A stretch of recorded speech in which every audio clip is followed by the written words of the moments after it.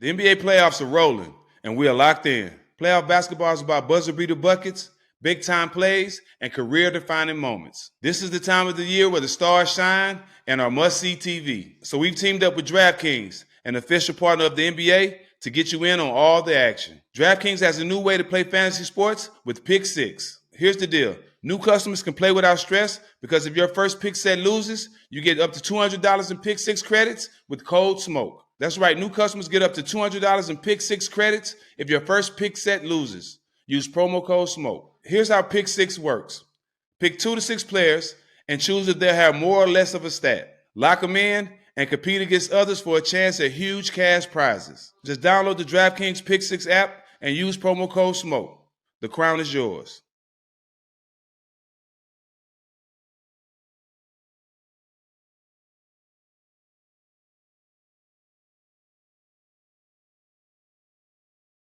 "16 teams, one trophy.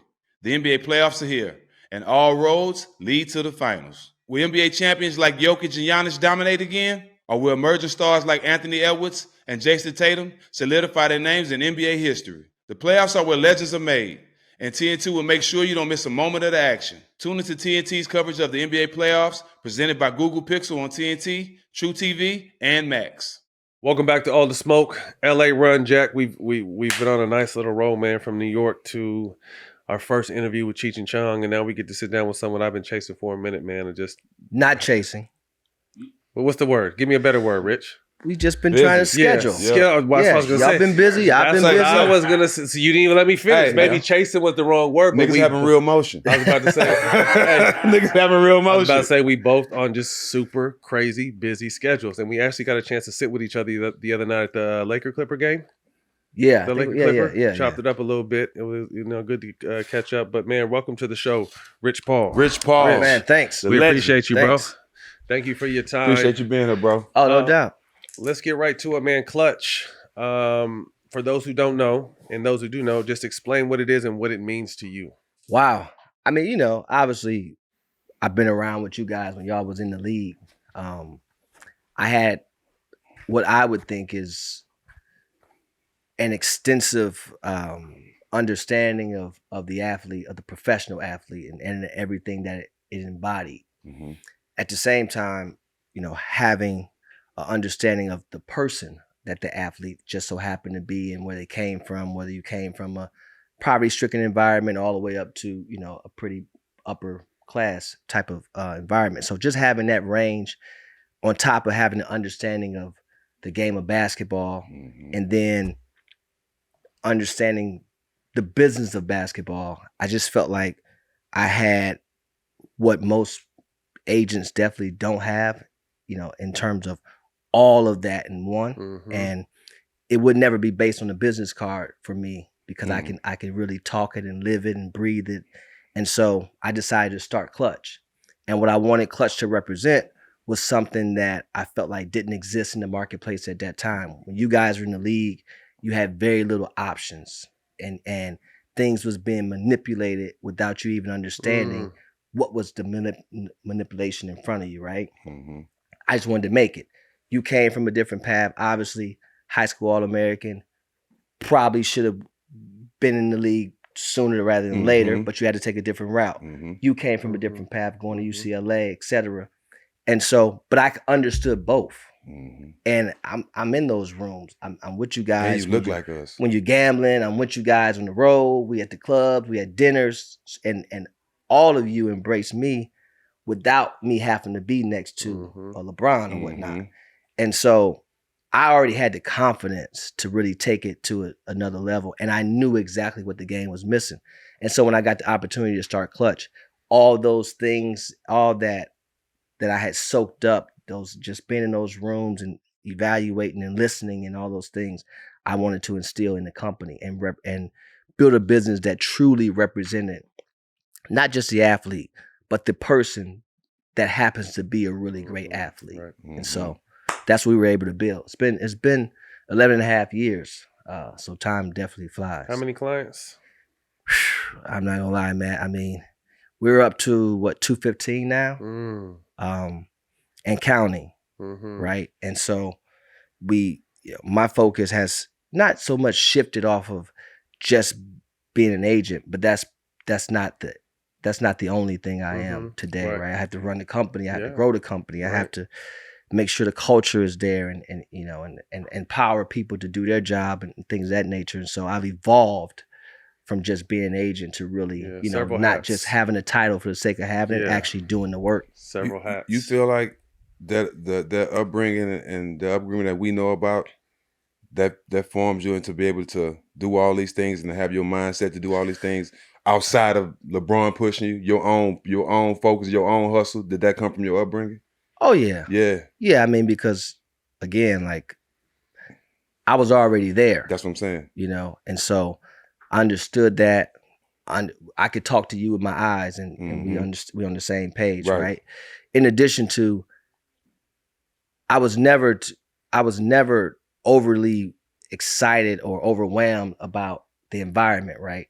I wasn't like, oh, I'm happy to be in the room. I belong here. Yeah, I always felt that way. And not only did I belong there, I felt like I can add value to every one of y'all in here, right? That's different. And that's a different dynamic. And so, you know, the table didn't matter to me, right? And so, but yeah, my upbringing, you know, my dad, I know we're going to talk about the book a little bit, but my dad being who he was and getting up and going to work every day and exemplifying that for me, my uncles, my community that raised me, you know, just having responsibility and people holding me accountable, right? That didn't necessarily have anything. Like, you didn't have to have money to hold me accountable. The respect was already there on the wake up. And I think we're kind of losing that a little bit in in the league today, and definitely just in society and as a whole. But to answer your question, yeah, I felt like that definitely prepared me for sure. Not to throw around numbers, but I also think it needs to be celebrated. You know, the caliber and where you've taken it's obviously not the first black, but the numbers don't lie on where you sit, you know, on this chart. To this day, and I only ask because I want to make another point, how the contract negotiations through your company, what's that number at this far? $4 billion. $4 billion of contracts, bro. You're a cold nigga, boy. Congratulations. So my question was, how have the hurdles changed from when you first came in? Because keep it real, you're a kid off the streets. You know what I mean, you didn't take the typical route. You did it your way, and you're winning your way. You haven't won. You continue to grow in that spot, bro. So what is it like dealing with some of these good old boy owners, or just kind of being able to get your foot solidified in this space? Today, honestly, it's a lot different. Like I'm welcomed in the room. I'm embraced. I'm celebrated. I'm in different investments with owners and things like that in a totally different world today. When I first started, it was tough because, number one, you know, no one looked at me as someone that was capable of doing the job without even knowing if I could or not. Right. And, you know, quite honestly, they expect you to only be a part of the crew or the posse, in what Phil Jackson said, right?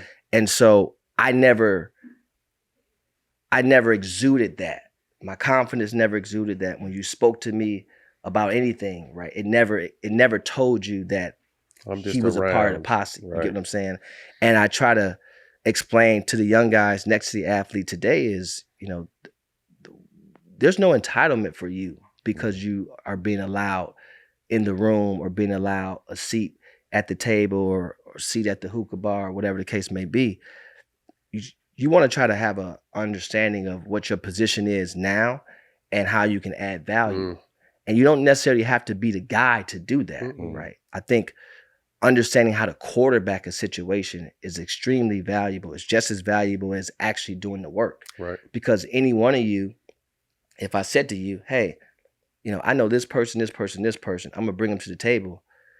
You're going to want to keep me around because I opened your eyes to something, right? And I think oftentimes we get in the positions that we're in and we don't like to give it. I want to give it. You know, that's all I've been trying to do is give it. But there's a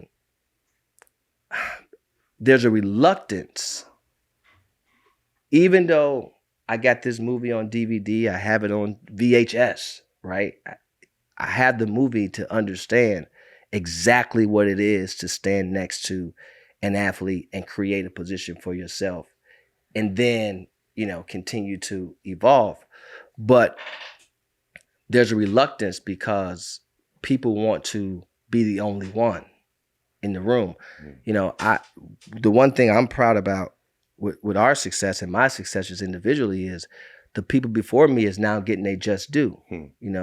The agents before me, they didn't make the money that they're able to make today. They didn't position themselves. They couldn't position themselves the way I was able to position myself, and really, it'll be hard for them to create a brand within themselves like I've been able to. But as long as they exit properly and be able to, not have to work as hard as they once did. You can't get to a certain age and think you're gonna be in gyms all day. Like just like y'all can't play forever. Right? It's not realistic. Yeah. But to see them get their just due is something that I'm extremely proud of, and it's important because I couldn't be myself without them. And when I had that conversation on ESPN, I wasn't saying it to try to put anybody down. I was saying it because I was like, my mindset was totally different in terms of business. I was thinking from a very different point of view. And I couldn't understand why they had spent all this time prior and wasn't already thinking that way. It should have been the other way around. It should be, oh, you doing this? Oh, I just heard this. Let me tell you what you shouldn't do, what you should do, why you should do it that way, the mistakes I made, what to look out for. And that's just not the world we live in, because we compete so much, or the thought is you compete so much, but today it doesn't really, having a number one pick doesn't do anything for me today. It don't. Like, I'm not around here. There's no want for me to have every number one pick, because every opportunity that's given to me, I'm going to treat that person as if they are the number one pick. Right. So that don't mean nothing. I'm not going into the next living room saying, oh, I had the number one pick last year. You're not going to care about that with your sons. Like, who cares about that, right? But that's what we're conditioned to think as quote unquote agents. But I'm not an agent. I'm a business guy at the highest level. That, a creator, innovator, mogul, all the things you want to, all the things that they say about me. I don't digest that and become complacent. I hear it. I don't invest in it. I just try to do the work and let the work speak for itself. Nothing. And so today, you look at guys. We got two guys coming up that was 20 and 21. Jalen Johnson was 20. Tyrese Maxey was 21 in their respective drafts. Those guys are going to have no different opportunity than your number one pick. Maybe better. And the difference between those guys, I get up every day loving to go to work for those guys because they appreciate it. See, the higher pick sometimes takes it for granted. It allows you to not appreciate the work that's being done. And who wants, that's not a job you want to do. Right. And so I've been out of that for a long time. I've like, people don't see me around chasing number one picks. That's not my style. Right. That's why you had a problem saying chasing. He's thinking that kind of chase. Yeah. I mean, that's just not my style. And people may take that the wrong way. No, because I'm looking for the number one person, the character within them. You guys know today, you was talking about your growth. Think about your age and all the things you had to go through. And if you had somebody next to you giving you the game, real life, age, you would be in a different place. I've been a 5-time, 6-time All-Star. This is what I'm saying, right? So that's my thing. And so my whole goal was I understand I can't represent every player. That's not realistic, right? And we only deal with real. We can't live in a fictitious world. But I wanted to change how the landscape was being kind of position and how guys was being represented. And so if my hustle and my grind and my wherewithal and my work ethic and all those things made other people have to change the way they were doing things, and it changed it overall for the better. Come on, man. So be it. Yeah. And congratulations, because you've done it and you continue to do it and continue to lead the way. I think it's beautiful.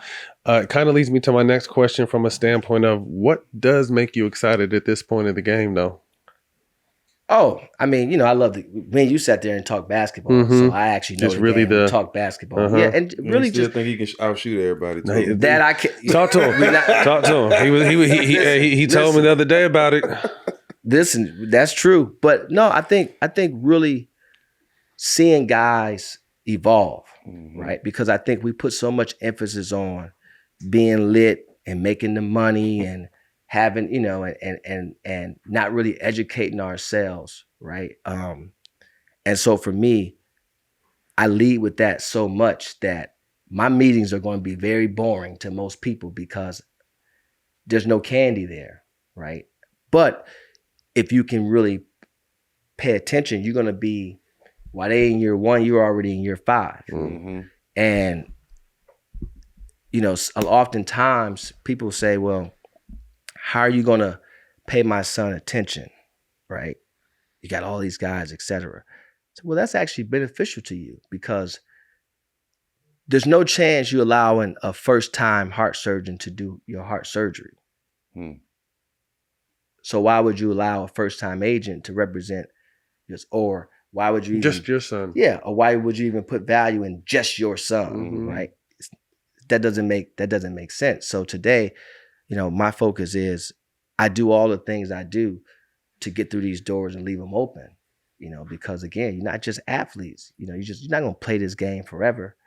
And everyone wants to be a brand and everyone wants to have, their face on products and things like that. But we know that's not realistic either. Right. The only thing that's actually realistic is you have an opportunity in front of you to make guaranteed money for as many years as you possibly can and educate yourself enough to have a understanding of and an importance of infrastructure where you can diversify your portfolio and allow that to compound and repeat those steps. In other words, again. Keep the shit and grow it. Because but we know. We was never taught that though. No, we do things excessively. We was never taught that, right? We know that. We do things excessively and we make it about us. Trial and error. And people around you make it about you. But you got to understand how you're being evaluated from an ownership perspective. It can't only be about you, right? And the NBA is a machine. NFL is a machine. MLB, these are organizations. These aren't individuals. These are organizations. And so I think the sooner you can gain perspective on life, on business, it allows you to evolve a little bit sooner than most and mature. And maturation just is, there's a business acumen of maturation. There's a personal perspective of maturation, right? We're all fathers here. Kids will make you grow up. Right.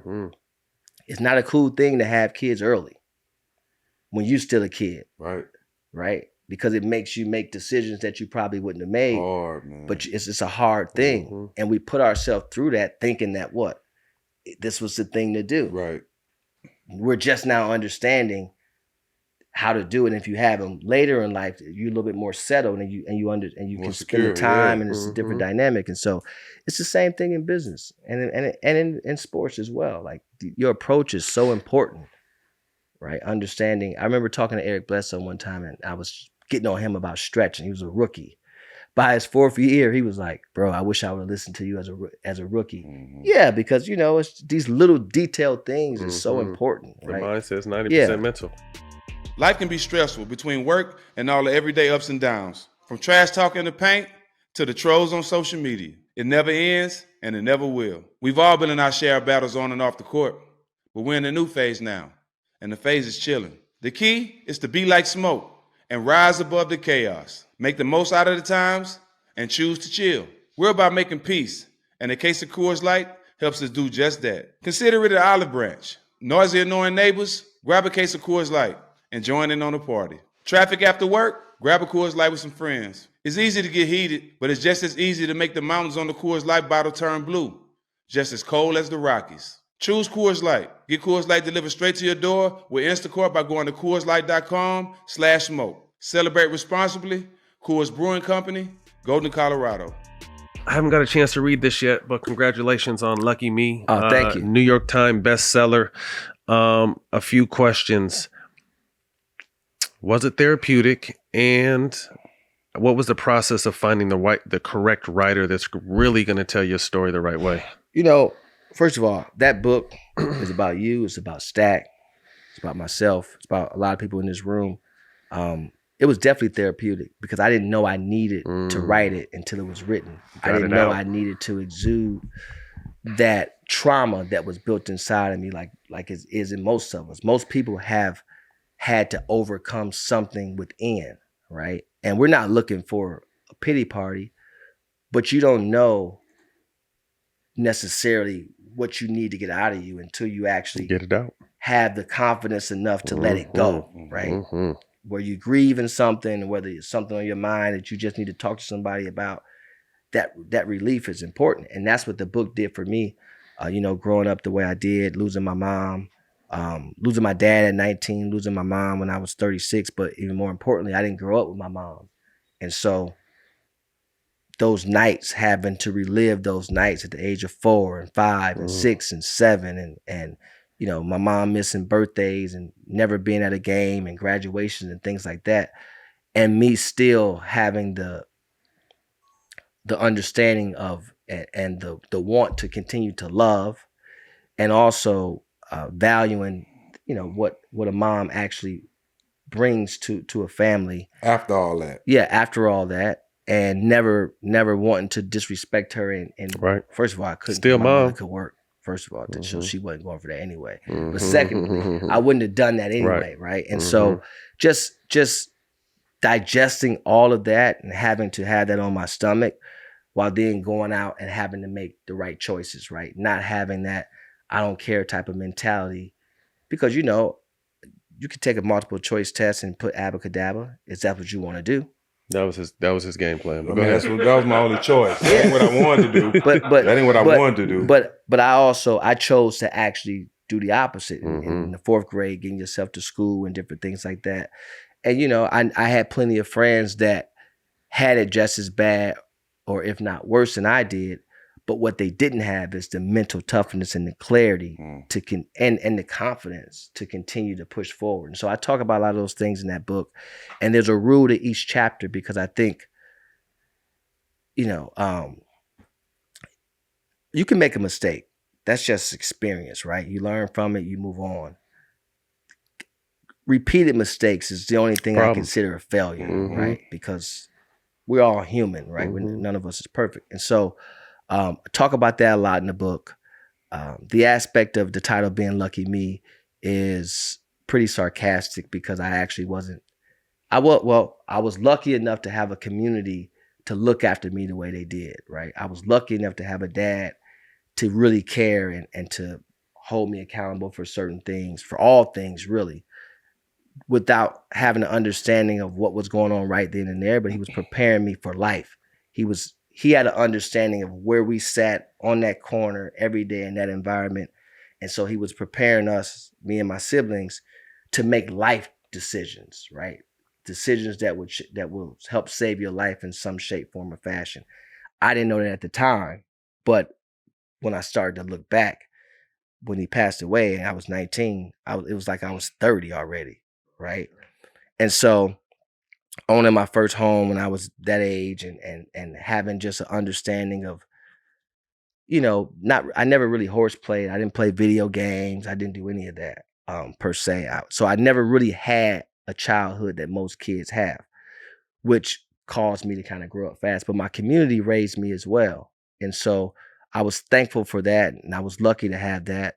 But then the not so lucky part is all the other things that come with it, right? And just a child without a mom, that just don't sit well with me, right? And I used to be sitting there and I couldn't, it's bad weather, and you don't know where that's just a thing. You don't know where your mom is and things of that nature.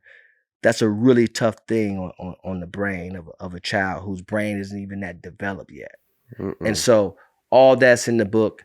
It's a lot different than what you may think. And the response has been incredible from, everybody from high level executives of all business sectors to, just, I can't tell you how many times I'm in the airport or something like that, and people come up to me, no matter what race or gender, age, and just talk about the book, talk about the 60 Minutes piece and things like that. And so it's been great. It's been great. I'm glad I wrote it. And I think when you guys get a chance to read it, you definitely gonna call me. I was thinking the Lucky Me was a play on, like, everybody think you here only because of LeBron. Like, lucky me, yeah, I'm here because of LeBron. No, I'm lucky because I'm not lucky. I earned this shit. So I thought it was a play on, like, y'all saying I'm lucky because I'm next to LeBron, but really I've got a lot to do with this. I've been planning this for my life since a youngster. Yeah, I mean, you're not wrong about that. Yeah, okay, There's a small aspect to that. You know, I'm a pretty sarcastic person when I want to be. I could be an asshole when needed. There's a small dose of that. I think it's more so just, I think people equate luck with money. People equate luck with success and things like that. And so they're quick to say you lucky and versus really just, you know, having a conversation or just giving you your flowers and saying, man, you know what? Could be the hardest thing for it's so hard to do. For people to do that. And even in our industry now, it's hard for people to just say those things. And I say to them all the time, like, there's a reason why we remain the minority. There's just a reason.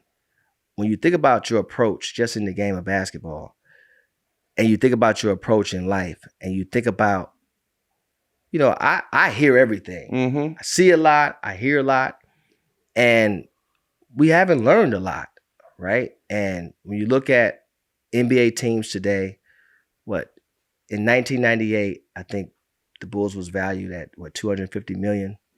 If you look at teams today, unbelievable. They're north of $4 or $5 billion. You know, when you look at how the business has grown, look at, you know, all the things you guys had to do and fight. People had to fight before y'all, just the rules changing and all those things. And now when you look at players today, they're getting 9 figures, right? And you're looking at it and you're saying, man, if it's no telling what your career earnings would have been had you had that opportunity. I just feel like there's an importance for the guys today to understand that journey, respect that journey, and then kind of make it easier on those coming, you know. My trailblaze it's not really about me. The Rich Paul rule, me stepping up about that, wasn't really about me. What do I need to, why do I need to have a conversation about that? I'm already in position. But I knew what it was about those coming behind me, you know, that we always thought you had to have a law degree to be an agent, to come to find out you really don't, right? And the teams show us all the time the importance of infrastructure. That's why they have a front office. Right? The GM, he has a cap guy. He can pick up the phone. But they place it upon us as if we need to know everything. Right? And it's just a form of discouragement. And so I just think, you know, my mindset today is obviously is different than what it was yesterday and definitely 10, 12 years ago. But I'm for all of us, despite it don't matter what jersey you have on. I don't even care about that type of stuff. Or even if I represent you or not. It's just about doing things the right way most of the time that you can, right? And I think ultimately the way I look at it is it helps when you start to reach back, right? When you create good habits and you build this foundation and you educate yourself and things like that, you start to make better decisions in all aspects of your life. Absolutely. Well, that trickles down, right? And then that's how we become a community. And then now your daughter is dating my son and they've had these life experiences and then they, you know, and that's how it's supposed to go. But we'll never get there if we continue to look at all these mirrors in our house and we're only looking at the beautification. There's no accountability coming through that reflection. And I don't care if your mirror is broke. Just look in it. If that's the one that's giving off the reflection of accountability, the real one, then look in the broke mirror. Yeah. I'm fine with that. At least once a week. But we don't do that to our guys. We don't do that to our athletes. And you know, a lot of times being an agent is the industry to me was, you know, like high level ego strokers, you know. for many years. Mm-hmm. And a lot of guys came away from a career with nothing. Mm-hmm. I got no money or very little money. I have no education. Yep. I have no positioning, right? I can't go back and work for somebody because along the way, I did certain things. And now I have this perception on me, right? And all the while, the business is growing. Tyronn Lue today has made way more money as a coach than he ever made as a player. It's not even close. Yep. You get what I'm saying? Had we been able to know that, there'd have been a lot more guys positioning themselves to be coaches, right? It just makes sense. And I think that, we're just not totally making sense of it all because we get so caught up into the other shit. Yeah, and what somebody else is doing. That's right? This idea of it's about me and even if you look at the shoe business today, like it's totally changed, right? You look at every industry. When we were coming up, there were signature shoe guys. You can identify them. You can't identify them today. Mm-hmm. Right? 1 or 2 guys probably. But they'll still sell you the importance of a signature shoe. Mm-hmm. But that's to feed the ego. Because unless you can build a business from a signature point of view, then why would I put my effort in that? When 90% of people walking around today is focused on what? Comfort. That's just a fact. So, and there's a whole nother element to it now. There's entertainers that's aligned with shoe brands. That would never happen when we were coming up. It's just different. And so we have to think different too. Yeah. Mm-hmm. And the person that's advising you can't just be the guy that gave you a market in advance and waiting on the next contract. Right. That don't make sense to me. But that's what we continue to value because of whatever. But, and it's part of the game. I get it. It's part of the business. But you can't have it both ways. You can't want to limit something and then want it all. Like those two things don't work. And most guys going to make most of the money playing the game of basketball. And why would you want to do anything? If I told you you could make $600 million playing the game of basketball, why would you want to do anything else? Right. Don't bring me a deal. I don't care. But man, listen, I'm locked in. I'm focused. But that's easier said than done. Speaking of shoe brands, a businessman got his own shoe. Oh, me? Yeah. Oh. He said, I forgot. New Balance. Yeah. Again, rappers, like you said, the doors have opened. Athletes, but a businessman to have his own shoe, I think that says a lot. But what did it mean to you? Oh, it meant a whole hell of a lot. Growing up as a kid, you think about that, and we just talked about it. But, for me, that was more so understanding the landscape, understanding that, okay, if signature basketball shoes aren't selling, and that's not the wave today, then, and an artist can have a shoe, then why couldn't a CEO have a shoe? It's the way I thought, because there's a market for that. In addition to, everyone strives to be a CEO of their own in some shape, form, or fashion. And so I was mostly just focused there, number one. But the shoe I actually made for my shoe was a basketball shoe. The 550 is actually a low cut basketball shoe. James Worthy wore the 650 when he played and was with New Balance, right?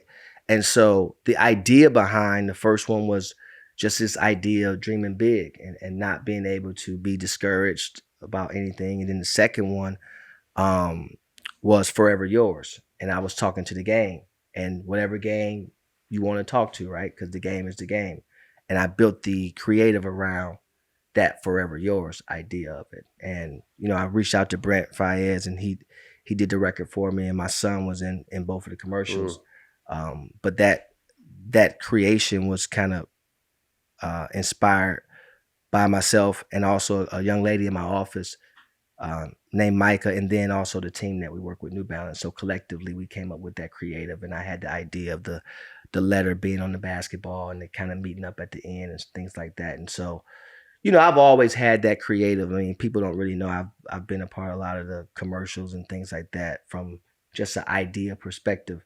behind the scenes, which was fine by me.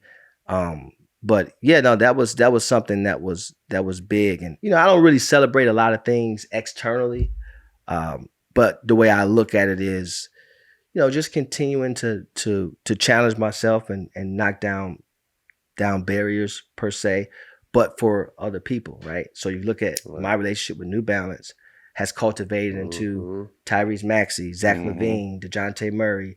Started with Darius Baisley and the $1 million internship. Now Darius Garland is there. You get what I'm saying? Chase Young and Will Anderson from a Klutch Athletics perspective, and then having and built a whole nother brand within the realm of that, and having Klutch Athletics where I'm signing people from NIL and signing professional athletes and things like that. And so just not limiting myself, because again, being an agent is something I love to do and I want to wear that hat as long as I can for my guys. I have no interest in owning the team and things like that. That's not what I'm looking to do. First of all, I don't have enough money to own a team and I don't cap, so that's not where I'm looking. But again, opening the door and leaving it open, right? And still having my relationships at brands like Nike, and my name's on the building at Nike, and being able to manage that aspect of it and just do business at a high level. I can walk and chew bubblegum, so things don't, that don't matter to me, but business is business, right? And so I try to teach my guys to just to understand that and not be so much into you that you miss the education. It's very important to continue to get the sap from the tree. And any one of y'all can pull Rich to the side and be like, yo, Rich, you bugging, man. Or you like, I'm be like, okay, Matt, you right. Jack, you right. And we move on. You get what I'm saying? But that's just a mutual respect amongst men. Right. Has nothing to do with stature or finance or anything like that. And I think it's important for us to get back there. Because that keeps you on the straight and narrow a lot of times. I hope, bro, I don't mean to interrupt, Matt, but I hope, bro, you taking time when you at home to break your arm and pat yourself on the back.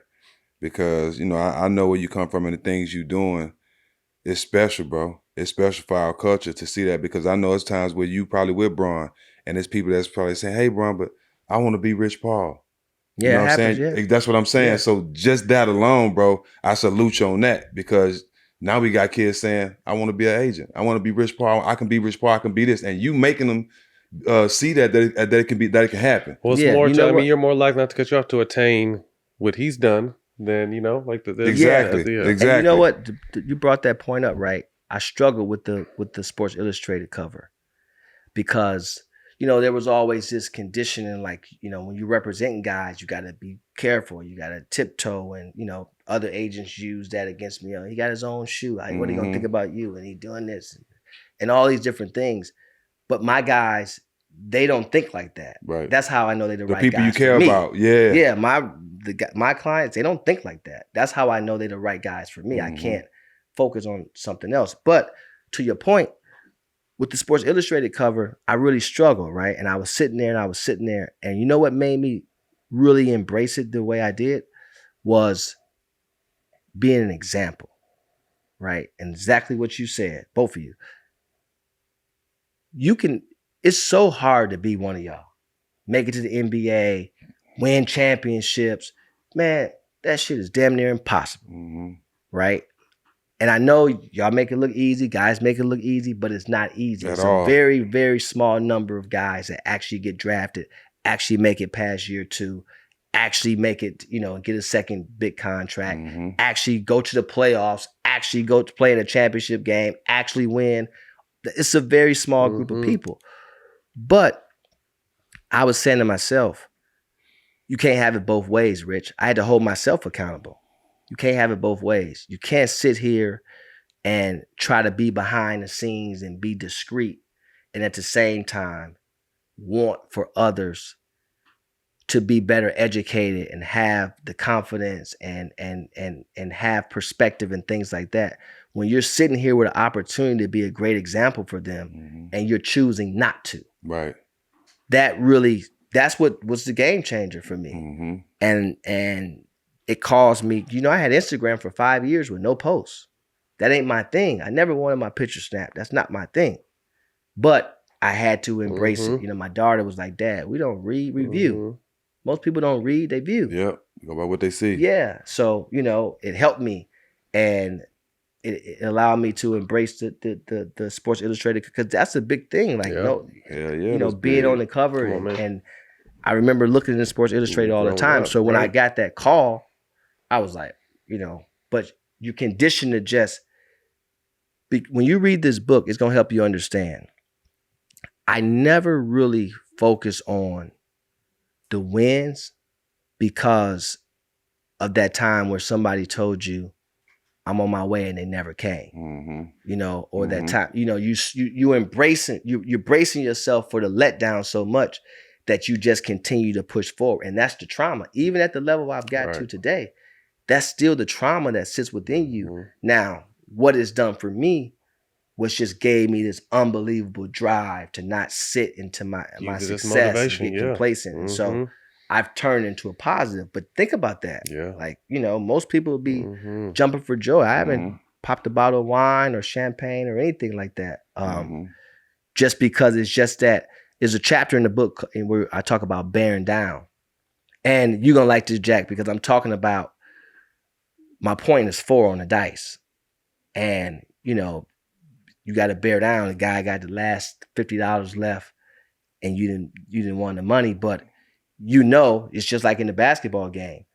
You can be up 20 and trick a layup off or something like that, and then the team go on the run. It's the same thing then in this chapter, bear down. You hit that 4.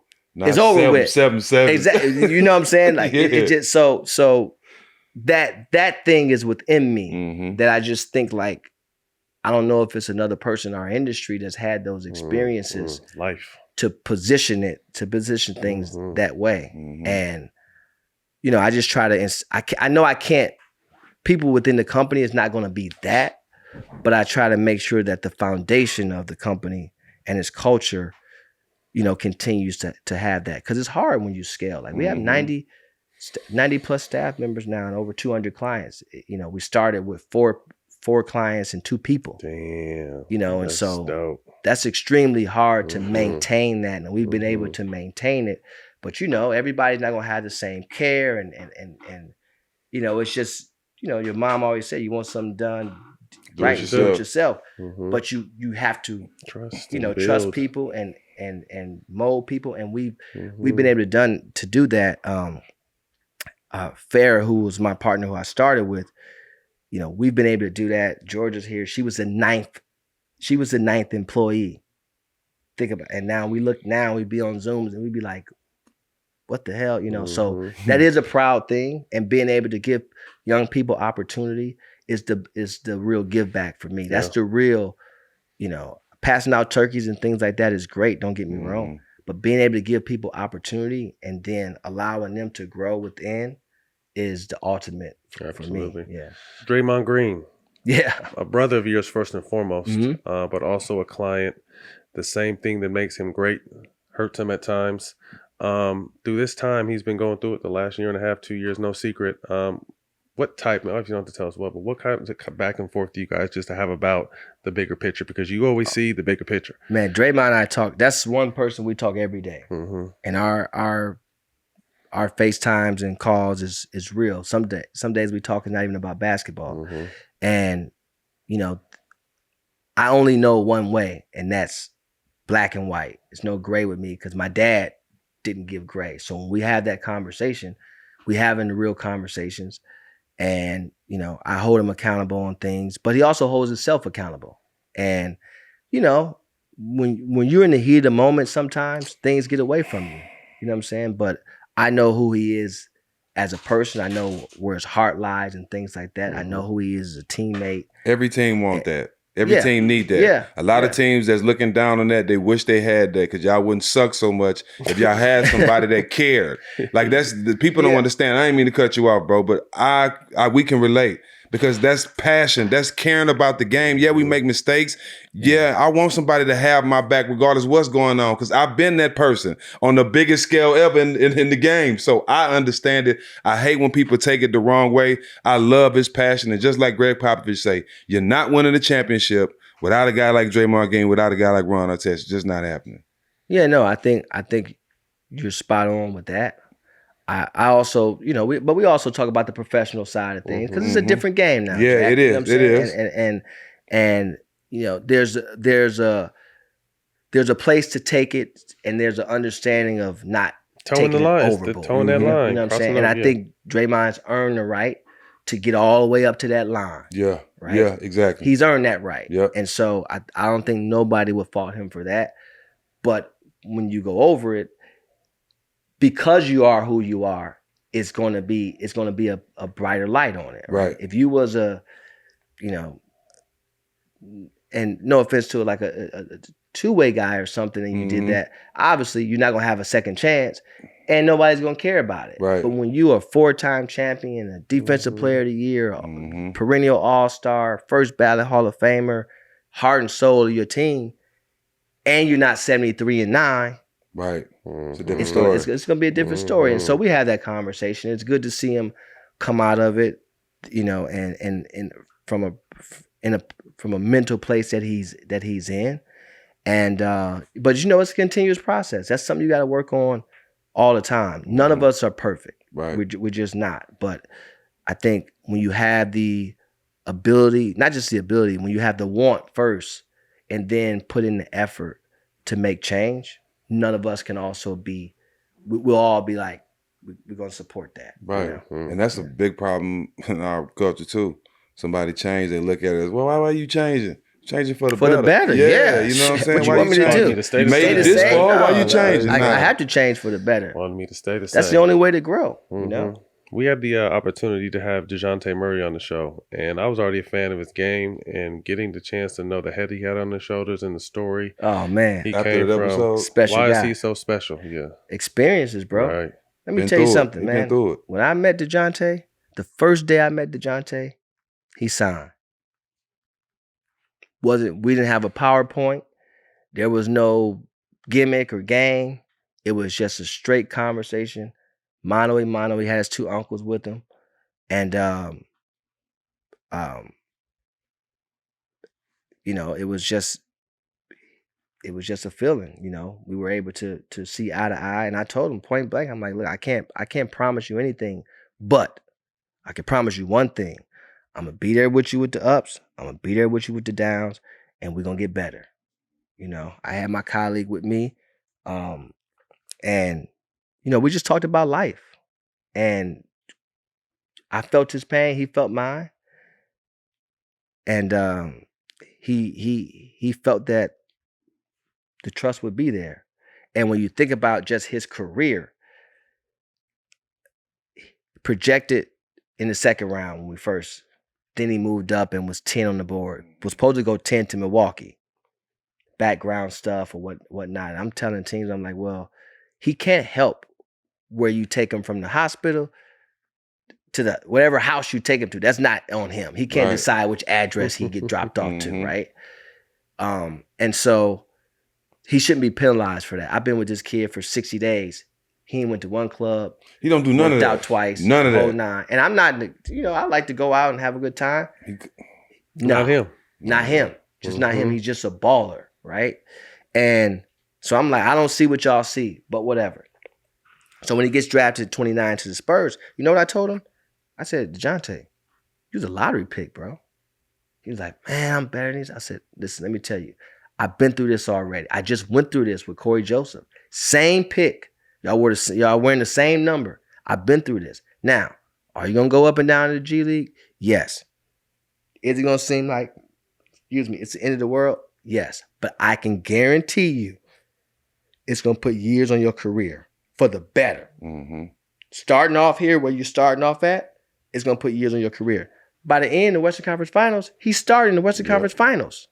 You get what I'm saying? And then gets hurt, still gets his contract, gets traded, gets another contract. When you think about it, and we talk all the time about it. And again, like, I'm not one of those guys that I don't have to tiptoe around none of my guys. I don't have to walk on eggshells. I don't have to, it's nothing for us to talk about 24 hours a day. That's not realistic. So you see these guys on the headphones, it's like, bro, I'm doing 1,000 different things a day. And I know that's, so like, we don't have to to fake. That's acting. The look. You get what I'm saying? If there's something, call me. I'll call you. Whatever the case may be, dinner, whatever it is, we manage it in the proper fashion. But it's just a bond. It really is. And if I tell you something, like my guy's like, bro, if you tell me something, I know you've done your diligence on it. Just that simple. So I educate them, and I'm not telling them what to do. I'm just educating them on what our options are. And here's what I advise you to do and why. But ultimately, you have to make the decision, right? And in Dejounte's case, just this year, he had extension eligible. We could have played it all the way out or take the extension, etc. He has a different perspective on life and his positioning, so we did an extension. Don't matter to me, right? But I just like to have the options, right? And so that's what we had. But DeJounte's great, man, and just all my guys, man. We've been blessed as a company. I've been blessed as an agent to represent some great guys, and I'm gonna be there with you up and be there with you down, right?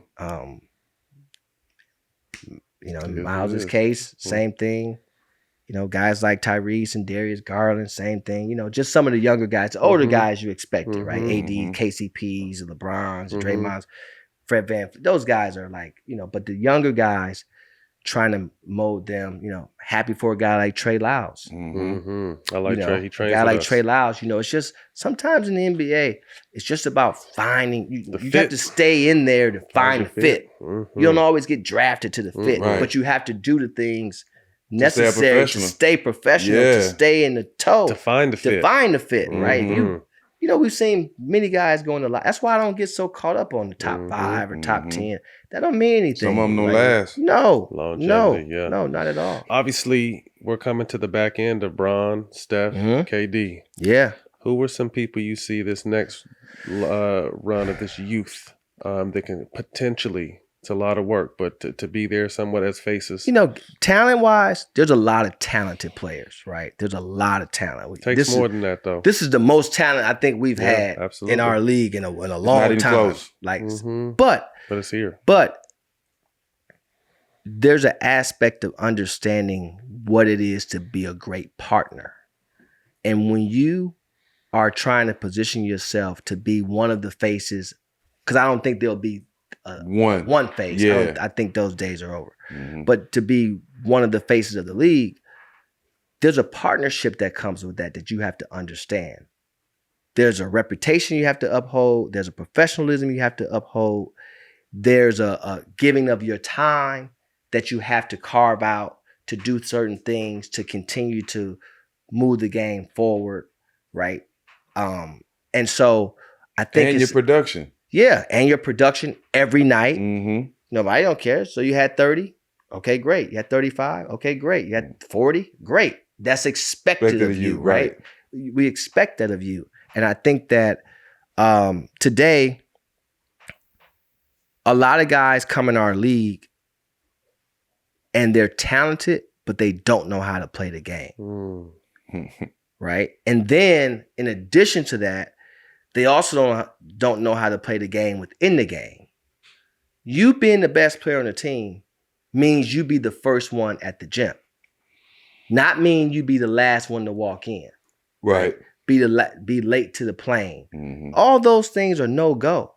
When you're the best guy on the team, no. It works it works the other way. Yeah. You have to actually do more because the coach actually should be able to sit in the film room and talk through you. Yep. And you be okay with that. That's part of your responsibility as the face of the team. Because what's the sense of him talking to the ninth man on the bench? Yep. That ain't gonna do nothing for the team. But if I can talk through you as the number one guy, then it's gonna already reprimand the room. Like I don't even have to say nothing at that point, right? So I think that's important. But it's a ton of it's definitely a ton of talent. I think NIL is kind of hurting the growth of the athlete in several aspects. I think it's good for our women's game for sure because we haven't gotten that part right to where they can make substantial money. I think in football, it's just become the wild, wild west. And don't get me wrong, these stadiums are 110,000, 105,000, 90,000 every Saturday, right? These guys should get something. There's no question about it. So I'm not, but there used to be an aspect of resilience. So it's removing the resilience, and there's a trade-off. There's options for the lack thereof having to overcome something. I don't think there's a quick fix to either one. We need to find some type of balance because you need both. I want these guys to have an option because, it's unfair to go in a kid's living room and say something and not mean it. Right? And in basketball, we see this happen a lot. Guys go and commit to a school and they've told all the right things. And then when they get there, they're a top 5 player coming in. And by the time it's done, not because of something that they're doing, because these are kids, by the way. Yeah. They have a lot of growing to do. There's nurturing that has to be done in the college game. There's a continuous effort to want to educate them on how to play the game, and you want to give that. So you have to find a balance of, well, am I going to care about my wins or am I care about the win within? Raising men. Right. There's a balance, right? And if we happen to, which one are you going to commit to? Because if you're going to commit to your wins, and that's going to let me know your coaching style right away. And it may not be the best place for me. But if you tell me this prior, that's one thing. But if you tell me, hey, you come here, I'm going to make sure this, I'm going to make sure that. And then when you got me there, that switches up. That's tough for me. And then don't say to me, oh, well, I'm helping you get better. Because there's several ways to help somebody get better. You're picking the worst way to help me get better without even knowing how I learn. That's equivalent to my son being in school and, the teacher teaching everybody the same way. Well, we all learn differently. So that's not, I don't really go for that. And so I think all that matters. The other thing is these kids are playing way too much basketball. Way too much basketball. You don't need it. We don't need 15 tournaments. Like, you don't need it. I can tell a guy who has pro potential in 2 minutes. Like, we don't need that. So watered down. But there's playing so many games, and it's just, it's why a lot of injuries are happening a lot earlier too. Wear and tear on that body. Because you don't need. If I'm a top player, I'm not playing every tournament that you got on my schedule for what? It's not going to help. Some of these guys are been playing for the last 3 years. They've been the same person for the last 3 years. It's not changing. Work on your development. Work on your development. Not that. Yep. Too many games. I don't care what nobody says. I told that to my son. I'm in the that's why I coach my kids. They're not playing on 2 or 3 different teams. We're not taking all these, like, to me it's a step process to get there. And even if you're lucky enough to be, help having a father that's in it, there's still no guarantee. But I definitely know the process it's going to take. Not playing all these games is not the step. Yeah, it's going to be beneficial. If you could represent one player in NBA history, who would that be and why? I said this already. Yeah, so I want to hear this because I feel like he's a friend of our program. But I'm seeing, like I said, Rich, to be honest with you, bro, the reason why I really wanted this interview was to really learn, obviously, before knowing about the book, learn more about you. Because I've always just been admired from afar. Like, that motherfucker got it together. I appreciate that. For me, it's Allen Iverson. Okay. Because what people don't understand is, and Allen Iverson, to me, was culture before people even understood what culture was. By far. Right? Every sense of the word. And if you manage that particular person, basketball player, business, the right way, this landscape today looks a lot different. See, if I'm only focused on who's going to pay us the most money, and I don't have an understanding of what type of business I can build and why and with what brand and this brand and the right product, etc., and be able to build that over time, then I'm doing him a disservice. Because I don't care, put them all up. Allen Iverson is not even close because he had America. No matter rural, urban, integrated. That don't exist. I mean, it didn't exist then, right? In the way that it was. People wearing cornrows. I'm talking about every aspect of the way. Obviously, everybody wanted to be like Mike, and Mike had the shoes and he had the whole nine. But he was more relatable, though. AI had everything. Yep. He had the cool, he had the cornrows, he had the game, he had the nostalgia, he had everything you could possibly imagine, from the mink to the floor with the Bentley, with the platinum. So that's the hip hop culture. Then he had the basketball culture. The kid that only wanted to play basketball, he had that culture. Then he had what would be perceived to be the pop-esque type of culture, right? And so, to me, that is like the dynamic of that is white America. I'm saying the dynamic of that, you just can't. I don't know if you can actually put a price on that. And this coming from me, I was with Bron since he was 16, 17 years of age. I know the things we've done right. I know the things we've done wrong. And I don't know if there's an athlete to build the business he's personally built. Right? Just as a basketball player. Right. The rooms he can get in, the business he's built, all that person don't exist. Right. Now, there have been people to do well within their personal endeavors in terms of investment and things like that. We have a lot of smart guys around our league. And the access is different now than it was back then when we first came to the league. But prior to us, it would be Allen Iverson. Because he just has so much range. You know, the girls. We forgot about the girls. Right. That too. Right. He covered all aspects, bro. I play with a lot of stars. Kobe, Steph, KD, AI. I've never seen the love in every city on and off the court like to this day. Bro, I was in Cleveland going to the games. I had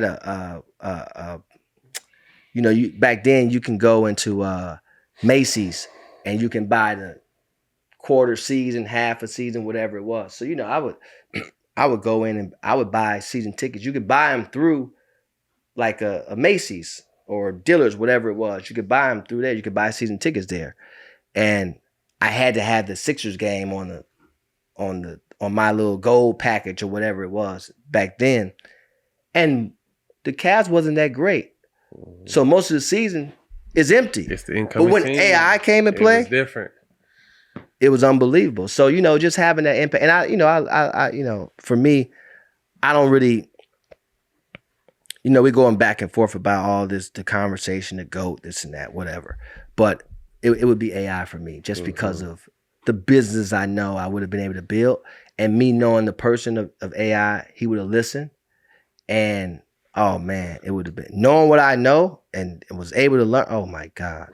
Yeah, just different, just a different. Like you can't have that today because the wow factor is gone. Yeah, social media has removed the wow factor. Watered everything down, right?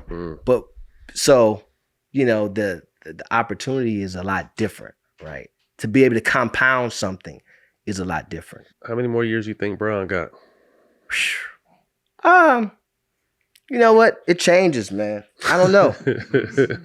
I mean, honestly, I think you being someone that's close and knowing him the way you do, Yeah. the way you see his body move, the things he has to go through mentally now as an older player, like, what is your real thought? I think body-wise, 5. Yeah. Thank you. I said 4, but 5. Yeah. Well, to me, it's mine, though. Yeah. Mind-wise. 10. Yeah. The understanding how to play the game mind-wise, forever. Life. Forever, yeah. Right. Mind-wise as it pertains to frustration or missing his son's games. Yeah, and or time. just like, man, I done had enough missing time with his family, with his wife, and just being, because that's the minute, yeah. They've been unbelievable. They've been, unbelievable day ones. Yeah, support system. Yeah. At some point, come on, man. It got to be about them. It got to be about them. And I think from that perspective, maybe 2 to 3. You know, from that perspective. And I think, you know, ultimately, like I said, we go through all these things about who the GOAT is and all that. And I don't want to get into that because I just, you know, I've stated my opinion and we all got our opinions. I think every era gonna have their opinion, who played against who gonna have their opinion and all of that. But I think that just appreciating the guys, appreciating LeBron, appreciating Kevin Durant, appreciating Steph Curry, like appreciating these guys because, you know, for me, seeing a guy like Steph at Ford Field in the NCAA tournament to being there, you know, I had Johnny Flynn in that draft when they came out. He went before. And seeing, you know, everything that he's been able to do, just understanding how Kevin he just loves the game. He is just a pure basketball player, right? And we see what that gets you. I don't even know when he's going to stop playing. He may be 55 years old. He just loves to hoop. But just the appreciation, because I think when you're in the eye of the tornado, you know, you tend to not really understand what's going on around you so much. And so I've seen I've been a part of what year you came in the leagues? 2000.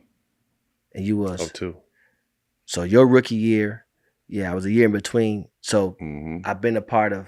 I was at MJ's last game, right? Yeah. And just that was 2003. Yeah, I won the championship. Yeah, that was 2003. Being All-Star was in Atlanta that year, and I think their last game was against the Sixers that year. But just being a part of seeing, you know, all those different generations of ball players, you know, like I have Kobe gave me the last jersey he wore in Cleveland.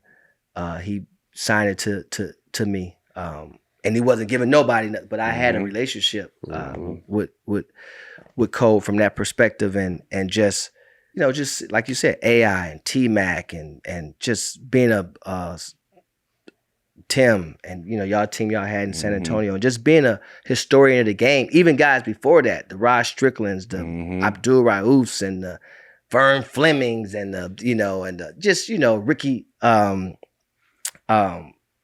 Reggie, and just all the guys that Ricky Pierce and all these different guys that I remember just watching those Cavaliers teams that we had when they was good. And I played against Damian Wilkins when Gerald played for the Cavs. Craig Elo. And I was at the Soul and Cage Classic. You might have played in Soul and Cage Classic.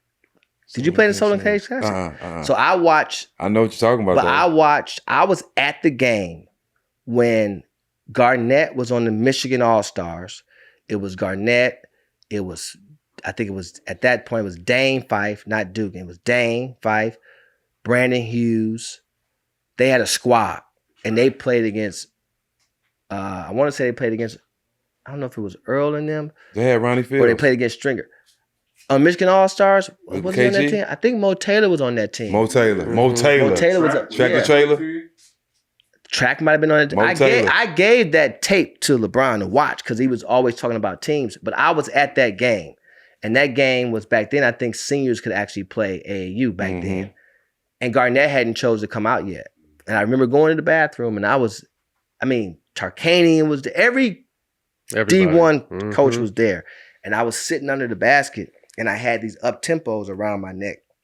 And he was in the layup line, and KG, he landed, and he looked, he was like, damn, bro, what's them? And I was just told him, like, what? Because we had just played in the smaller gym. So we just walked over, and it was standing room only. So we had to sit up under the basket. But just going all the way, and then I think the draft was in May or June, whatever it was. And for him to be like, damn, he just got drafted 5. It was just, you know, just to being a historian of the game.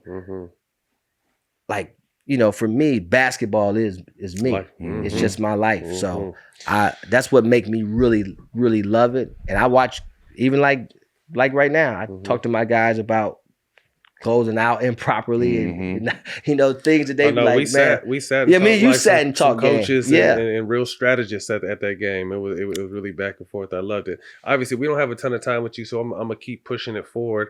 I'm gonna give you a list of people who were instrumental in your life, and you just give me a few words on them. Y'all did y'all research. First of all, Kevin Warren, the Chicago Bears president. We ain't winning for nothing. Love Kevin Warren, man. You know, Kevin Warren and I have grown to have an unbelievable relationship. Mentor to me, you know. Jimmy Iovine. Extreme supporter of me. Always been someone who, just continue to support and push me and want to see me do well. Mm-hmm. It's weird, right? Because they group us all together, but then you have your individual. We all have our individual Mm-hmm. relationships, and Mm-hmm. a lot of them overlap with Yep. the same people and things of that nature. But you have your own relationship with certain people. But Jimmy just has always been extremely supportive. Warren Buffett. I'm not as close to, but I did get to spend some time with him, and learned a lot in a short time. We spent 4 days in 2006 with Warren in Omaha. Oh, early. Yeah. Mhm. Yeah. He gave me a Monopoly board that was a Berkshire Hathaway edition that had all the companies that he owned on it. So that was pretty fly. That's killer. That's Yeah. hard. Ooh. Yeah. Good. Finish. Jay-Z. Brother, again, Jay and I, somebody who constantly speak, just the other day, he told me like, bro, just, how much he cared about me and loved me. We talk like that. And so when people think they see Rock Nation Sports and Klutch Sports, like we compete, but we're not in competition, It's enough for everybody out here, bro. Yeah, we're not in competition. And so even with this book, like I was down the road about to do that book with a totally different, publishing company. And I just happened to see a tweet about Rock Lit. And I called Jay. I'm like, I texted him. I was like, yo, call me. So he called me. I was like, are you doing this book publishing thing? He's like, yeah. I was like, well, I got my book coming out. He's like, really? I was like, yeah. I'm like, look, I'm on the 1 yard line though with this deal. And I said, obviously I'll give you the opportunity, but you got to be able to match my deal. He was like, give me 1 minute. He hung up, called me right back. He was like, done. But that's how we treat each other versus, come on, man. in our industry, it's always just bullshit. It's different. It's just right? bullshit. And most people are working for free, but that's not how you treat each other. Right. You get what I'm saying? And so that was just another example of like it's business. I want to do right by you and relationships. Yeah, you didn't have to. By the way, you didn't have to call me. Right. Even though he's Jay-Z, I didn't have to call him. I could have done it somewhere else, but I didn't want to. I wouldn't see that and then still continue forward. You get what I'm saying? Like we just don't treat each other like that. And so, brother, Oprah again, someone I've been able to develop a relationship, throughout the years, and obviously what she's been able to do just has been incredible, right? From watching, I used to watch Women on Brewster's Place with my grandmother, right? And Color Purple and things like that. And so, just touch points, people, but she's been great for me, and just in terms of just dialogue, we communicate here and there. I check up on her here and there, and she check up on me here and there. Father, CEO, businessman, agent, partner. How do you balance life, fatherhood, and business? That's a good question. Still figuring it out. But prior to that, I want to say, but Randy, Mav, and LeBron, brothers to me also, right? And I think shout out to them. I think absolutely. I think the biggest thing that we did was support each other. Dope. And that's rare though. I think oftentimes people try to understand how do we all get here, and Mav built a multi-$100 million business. I did the same thing. And, Randy doesn't always get the shine, but it's very hard for us to be us without him. So he do everything right. Yeah. And so I think that we didn't have this infighting. We didn't have this, ego per se. Now, you had your debates and you have your competitiveness. Healthy. Yeah, but that's real love. Yeah, though. but if there was ever a situation, we can sit down and have a conversation about it, because ain't no road smooth. But those guys continue to be a huge support to me, and again, we hold each other accountable, and we also support each other. We've done I don't do everything they do, they don't do everything I do, but we support each other. And so I think for those out there that everything we've done is what people want to duplicate today. Absolutely. Bro, y'all the only ones to get it right, to be honest, bro. Yeah, and there's a reason why we got it right. Yeah. First of all, it's going to be very hard to win the Kentucky Derby on a pony. Right. Just ain't gonna happen. No question. Right? And you have to realize that, and they have to realize that. Second of all, the respect for each other. It got to stay there. Yeah, it just has to be there. And for the people that's not the athlete, you have to be realistic in what value you actually bring to the table and define and star in that role. Because ain't nobody getting rich tomorrow. It ain't gonna happen. And probably ain't gonna happen just in general. And it's not the athletes, and I said this before, it's not the athletes. They're not obligated for you to be successful. That's not how it works, right? Because they're only single young men for so long. Once they have a family, everything else is out the window. Yeah. So spend that time trying to position yourself to where you always have a value to them, and then you also have value away from them, right? I built something. LeBron retire tomorrow. You good. Great. Now he can leave my pre-draft camp and be back. You know what I'm saying? Because most people think, oh, LeBron retired tomorrow, it's over for you, blah, blah, blah. You hear what the naysayers say. But no, I look at it the total opposite way, right? Because, there's a reluctance because of, right? He's just that big. But I think it's important to stress that because I've seen you guys talk about it before. And I want to see guys do things. But don't you find it funny that we've all been successful and we actually made it, right? We actually was around somebody that played a sport and built businesses and did things. And, my phone don't ring for help. My phone don't even ring for questions because of I could do it myself. Yeah, see, I don't like that. You see what I'm saying? And they fall victim to, because this has happened, it just happened not too long ago. They fall victim to, oh, well, you don't have to be aligned with them to be like them or be successful like them. You could do that with us. We can make you this. And so in your mind, that's your table at Live. That's this table at Live. And y'all showing how many bottles y'all got. That's that's how they playing y'all. We don't do that. I don't even buy bottles. I buy art. And, you know what I'm saying? Like, but that's the thing. And so I think it's important to change that narrative. Like, no, lean in. Whether you come with me as from a representation or not, who cares about that, right? But if I know where the landmines are and I can tell you where they are not to step on them. Right. Why wouldn't you? Yeah, you'd rather just blow your leg off, for the sake of doing it. So, right. but then also my siblings who are my family that's really supportive of me. Like I and my kids, I couldn't be. So to answer your balance question, I've matured, man. I've matured over time. I was a kid that had kids. I was a kid just trying to find my way in terms of my experiences. But then on the flip side, my life experiences, I was an adult. And so I had to balance those two things because I came from a totally different world and certain things I didn't understand because I only knew one way, and that's to stand on it, And so I had to figure out how to balance that and then also mature. I had to mature as a leader in my space, as an executive. And so today, my kids definitely come first, and I've really enjoyed being a father, and that's been great. But they, obviously, but the work don't stop. I was up at 3:30 this morning, creating. The work don't stop for me. And then just continue to evolve. Like I said, I don't put a limit on myself. Things come about. This last year was an unbelievable year. I know every year is not the same, but ultimately, I just try to get better.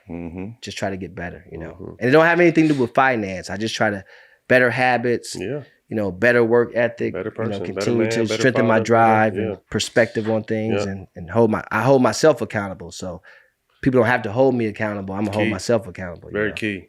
Quick hitters. Last few questions. First thing to come to mind. Your favorite song of your fiance's? Put you on the spot. Hold On is my favorite song. Okay. Hold On is my favorite song off of her album this year, 30. Yeah, Hold On. Or it was a couple years ago, but the 30 album. Soundtrack to your life. Pick 3 songs. Lucky Me is definitely one. Mm-hmm. Jesus is Love. Lionel. Mm-hmm. Diamonds Up Against That Wood. No, I love that. Being the Port Arthur, baby. I love that one.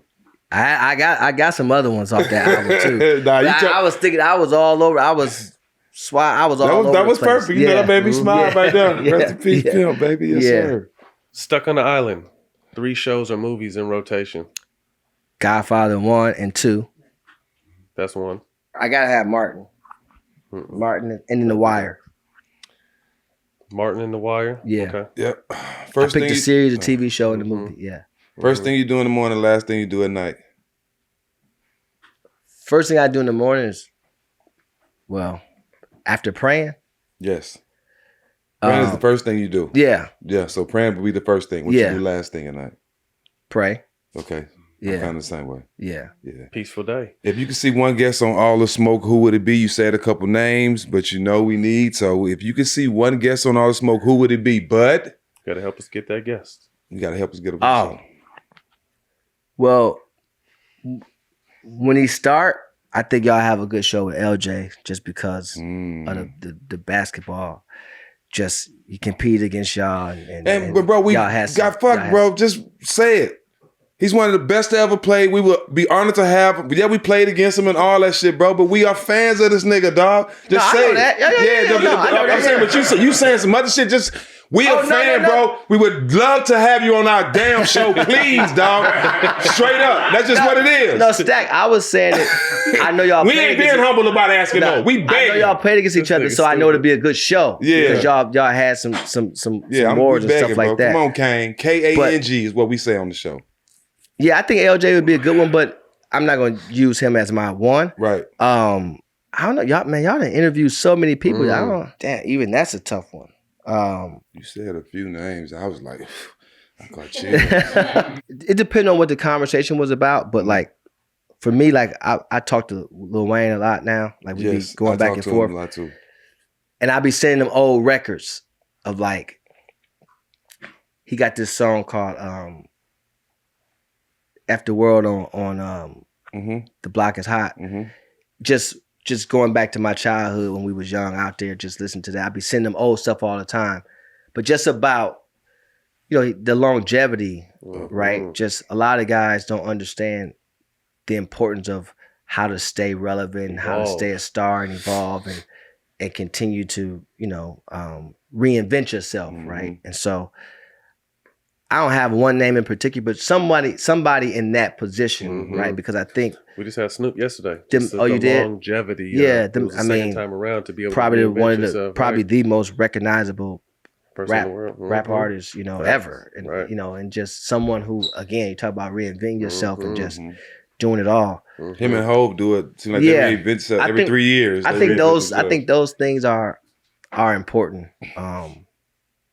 Just those shows I like to watch. Those shows where I can learn something. Yeah. Well, Rich, man, we appreciate you, your time. We know you're a very busy man, but just also let you know, bro, like flowers, we give you your flowers. I appreciate bro. that. We see what you Thank do. You. Take your time. Like people got to see will. it. People got to see it to believe it, and you made a lot of little boys and girls see that, like, hey, that is a possibility now, man. We thank you for that. Like Jack said, it's not just for it's more about everyone, and that's what. Yeah. No, I feel the love though. Is, I feel the love, and I try to give everybody at least 5 seconds, 10 seconds, a minute of my time if I can, because you just never know what it does to that person's life, and so that's, to me, that's important. Yeah, no doubt. Yeah. Well, thank you, man. That's a wrap. Rich Paul, All the Smoke. You can catch us on All the Smoke Productions and our new deal with DraftKings Network. We own shit now. Oh, congratulations. Yeah, we own shit now. Yeah.